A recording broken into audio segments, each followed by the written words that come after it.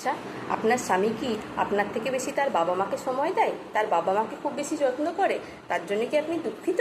না, সেটা ঠিক নয়। কারণ যে পুরুষ মানুষ তার নিজের বাবা মাকে সময় দিতে পারে, তার নিজের বাবা মাকে যত্ন করতে পারে, সেই পুরুষ মানুষ কিন্তু আপনাকেও যত্ন করবে। সেই পুরুষ মানুষ তার স্ত্রীরও যত্ন রাখতে পারে।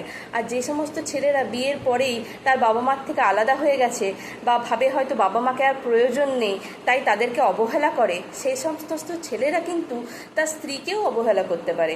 যখন তাদের আর স্ত্রীকে প্রয়োজন হবে না বা যে কোনো ঘটনাচক্রে তারা কিন্তু স্ত্রীর থেকেও দূরে চলে যেতে পারে। তাই যে সমস্ত ছেলেরা তার বাবা মাকে সম্মান করে তারাই কিন্তু হলো আসল পুরুষ মানুষ।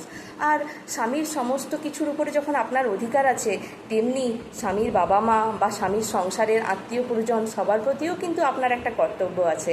তাই সবার সঙ্গে মিলেমিশে থাকতে পারলেই কিন্তু আপনার সংসারটা অনেক বেশি সুন্দর হয়ে উঠবে।